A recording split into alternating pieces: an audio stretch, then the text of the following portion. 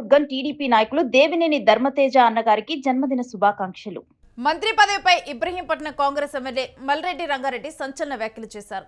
రంగారెడ్డి జిల్లాకు మంత్రి పదవి ఇవ్వటానికి కులమే అడ్డు అయితే రాజీనామా చేయడానికి సిద్ధమంటూ ప్రకటన చేశారు. మరో సామాజిక వర్గానికి టికెట్ ఇచ్చినా గెలిపిస్తానంటూ మల్రెడ్డి వ్యాఖ్యానించారు. రంగారెడ్డి జిల్లా కోసం ఎంతవరకైనా సిద్ధమంటూ ప్రకటించారు. రంగారెడ్డి జిల్లా నుంచి మంత్రివర్గ విస్తరణలో ముందు వరుసలో ఉన్న మల్రెడ్డి రంజిత్ రెడ్డికి మంత్రి పదవిని కూడా సీఎం కామెంట్స్ నేపథ్యంలో ఈ కామెంట్స్ చేయడం చర్చనీయాంశంగా మారింది. ఇక ఇదే అంశం గురించిన డీటెయిల్స్ మా ప్రతినిధి సతీష్ అందిస్తారు. సతీష్, మల్రెడ్డి కామెంట్స్ గురించిన డీటెయిల్స్ ఏంటి? మరోసారి ముఖ్యంగా మల్రెడ్డి రంగారెడ్డి ఇబ్రహీంపట్నం ఎమ్మెల్యే మల్రెడ్డి రంగారెడ్డి మరోసారి మంత్రి పదవి పైన ఆయన ఆశ కూడా వ్యక్తం చేస్తూ ఉన్నారు. గతంలో మంత్రి పదవి పైన అంటే నా సామాజిక వర్గమే నిజంగా ఈ రెడ్డికి సంబంధించి నా సామాజిక వర్గమే అడ్డమైతే ఈ మంత్రి పదవి ఇవ్వడానికి రెడ్డి అనే ట్యాగ్ లైను పదవికి అడ్డమైతే నేను రాజీనామా చేస్తాను. రంగారెడ్డి జిల్లాకు సంబంధించి ముఖ్యంగా హైదరాబాదు అలాగే ఉమ్మడి రంగారెడ్డి జిల్లాకు సంబంధించి ఎందుకు ఒక మంత్రి పదవి ఇవ్వలేకపోతున్నారు?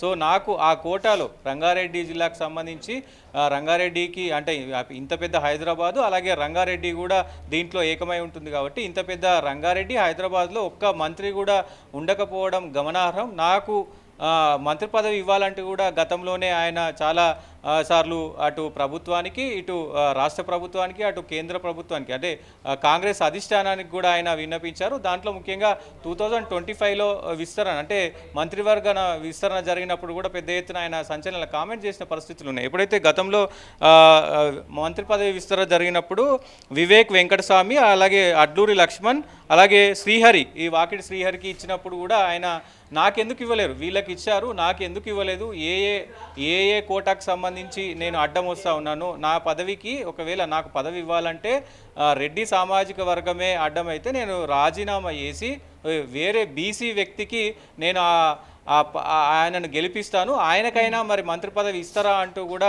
ప్రస్తుతం ఆయన మాట్లాడిన పరిస్థితి ఉంది. సో మరోసారి ఇప్పుడు కూడా అదే రకమైనటువంటి వ్యాఖ్యలు చేస్తూ ఉన్నారు. ఏదైతే ఈ మున్సిపల్ ఎన్నికల వేళ ఒకవైపు మొన్న చేవెళ్లలో జరిగినటువంటి మీటింగ్లో రేవంత్ రెడ్డి చేవెళ్లకు సంబంధించి ప్రచార సభలో కూడా పెద్ద ఎత్తున ఆయన ఏదైతే మున్సిపల్ శాఖ మంత్రిగా రంజిత్ రెడ్డికి మున్సిపల్ శాఖ ఇస్తాను, కాంగ్రెస్ అభ్యర్థులను అంతా కూడా మహబూబ్ నగర్ కావచ్చు ఉమ్మడి రంగారెడ్డి జిల్లా కావచ్చు ఈ రెండు జిల్లాలకు సంబంధించి కూడా కాంగ్రెస్ అభ్యర్థులు 90% గెలిపిస్తే దాదాపు మొత్తం కూడా ప్రత్యేక నిధులు దాంతోపాటు రంజిత్ రెడ్డికి మున్సిపల్ శాఖ మంత్రి ఇస్తానంటూ కూడా ఆయన ఆ సభలో మాట్లాడిన పరిస్థితి ఉంది. ఈ తరుణంలోనే ప్రస్తుతం మల్రెడ్డి రంగారెడ్డి ఈ వ్యాఖ్యలు చేయడం కూడా ఒక్కసారిగా రాజకీయ వర్గాల్లో చర్చనీయాంశంగా దారితీసింది. దాంతోపాటు కాంగ్రెస్లో ఉన్నటువంటి ఆశావాహులకు కూడా ఇప్పుడు చర్చనీయాంశంగా మారింది. దానికి చాలా సీనియర్ మోస్ట్ రంగారెడ్డిలో కావచ్చు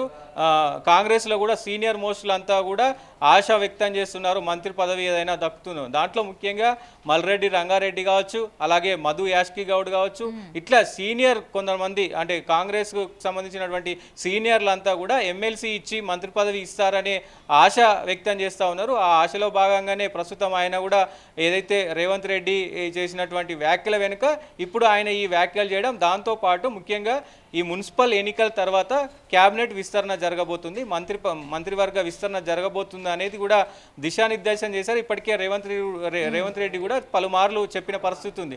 మున్సిపల్ ఎన్నికల తర్వాత ఎవరి పర్ఫార్మెన్స్ బాగుంటుందో ఎవరి పర్ఫార్మెన్స్ బాగుండదో చూసిన తర్వాత మార్పులు చేర్పులు ఉండబోతాయి, క్రమశిక్షణ చర్యలు కూడా ఉండబోతాయి. ఆ మార్పులు చేర్పుల్లో మీరు ఉంటారా లేదా చూసుకోవాలంటూ కూడా ఇప్పటికే ఆయన హుకుం జారీ చేశారు. సో ఆయన చెప్పిన దాని ప్రకారం ముఖ్యంగా మున్సిపల్ ఎన్నికల తర్వాత దాదాపు ఏవైతే ఖాళీలు ఉన్నాయో ఇప్పుడు ప్రస్తుతం 4-5 మంత్రి శాఖలు ఖాళీగా ఉంది. అంటే ఇది విద్యాశాఖ కావచ్చు, హోంశాఖ కావచ్చు, మున్సిపల్ శాఖ కావచ్చు, ఇవన్నీ కూడా ఖాళీగా ఉన్నాయి. సో ఇవన్నీ కూడా మొత్తం కూడా ఈ ప్రక్రియ అంతా కూడా పూర్తి చేసే పరిస్థితి అయితే ఉంది. దాంట్లో భాగంగానే ఈ ఆశావాహులంతా కూడా నాకు దక్కుతుంది అనే నెపంలో ప్రస్తుతం ఇప్పుడు వీళ్ళు ఈ మాటలు మాట్లాడుతున్న పరిస్థితులు అయితే ఉన్నాయి.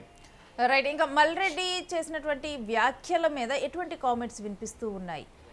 డెఫినెట్గా అంటే గతంలో ఏదైతే కాంగ్రెస్ పార్టీకి కాంగ్రెస్ తరపున కొట్లాడిన వాళ్ళకి సముచిత స్థానం దక్కట్లేదు ప్రస్తుతం. అంటే కాంగ్రెస్ లీడర్లు గెలిచిన వాళ్ళైనా ఓడిపోయిన వాళ్ళైనా అంటే కాంగ్రెస్కు గత 20 సంవత్సరాలుగా 10 సంవత్సరాలుగా పనిచేసిన వాళ్ళు 2023 ఎలక్షన్స్లో తాము ముంగటుండి నడిపించిన వాళ్ళు ఎవరికి కూడా అంటే అనుకున్నంత స్థాయిలో పదవులు రావట్లేదు. అక్కడ ఆశావాళ్ళు బయట నుండి వచ్చిన వాళ్ళు 2023లో కానీ 2022లో కానీ జాయిన్ అయిన వాళ్ళకే ఎక్కువ పదవులు వచ్చినాయి. దాదాపు 5 సంవత్సరాల వెనుక నుండి కూడా ఉన్న వాళ్ళకి ఎవరికి రాలేదు. అంటే కాంగ్రెసే మా బ్లడ్, కాంగ్రెసే మా జీవితం అనుకున్న వాళ్ళకి పెద్ద ఎత్తున ఎవరికి కూడా ఆశించిన స్థాయిలో పదవులు రావట్లేదు అనేది కూడా ప్రస్తుతం ఆయన మాట్లాడిన దాంట్లో కనిపిస్తూ ఉంది. సో నేను ఒరిజినల్ కాంగ్రెస్ కార్యకర్తని, దాంతో నేను ముఖ్య ఎమ్మెల్యేగా కూడా గెలిచాను. మరి నాకు ఏమి అనర్హత ఉంది, ఎందుకు నాకు పదవి ఇవ్వట్లేదు అంటూ కూడా ఇట్లా చాలామంది కూడా మాట్లాడుతూ ఉన్నారు. దాంతో కూడా ముఖ్యంగా ప్రస్తుతం వేములవాడకు సంబంధించినటువంటి ఎమ్మెల్యే కూడా పోటీలో ఉన్నారు, ఇటు ఆలేరుకు సంబంధించినటువంటి ఎమ్మెల్యే కూడా పోటీలో ఉన్నారు. ఇట్లా చాలామంది ఎమ్మెల్యేలు కూడా ప్రస్తుతం మంత్రి పదవి కోసం ఆశ చూపుతూ ఉన్నారు.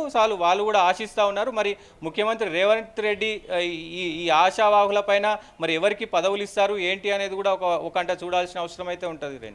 రైట్, స్టే విత్ సతీష్, మీ దగ్గర నుంచి మరిన్ని డీటెయిల్స్ తీసుకుంటాం. ఇక రంగారెడ్డి జిల్లా నుంచి మంత్రివర్గ విస్తరణలో ముందు వరుసలో ఉన్నటువంటి మల్రెడ్డి చాలా కామెంట్స్ చేశారు. రంజిత్ రెడ్డికి మంత్రి పదవి ఇస్తామని సీఎం కామెంట్స్ నేపథ్యంలోనే ఆయన ఈ రకమైన కామెంట్స్ చేసినట్లుగా తెలుస్తుంది. ఇక ఆయన చేసినటువంటి కామెంట్స్ ఇప్పుడు చర్చనీయాంశంగా మారాయి.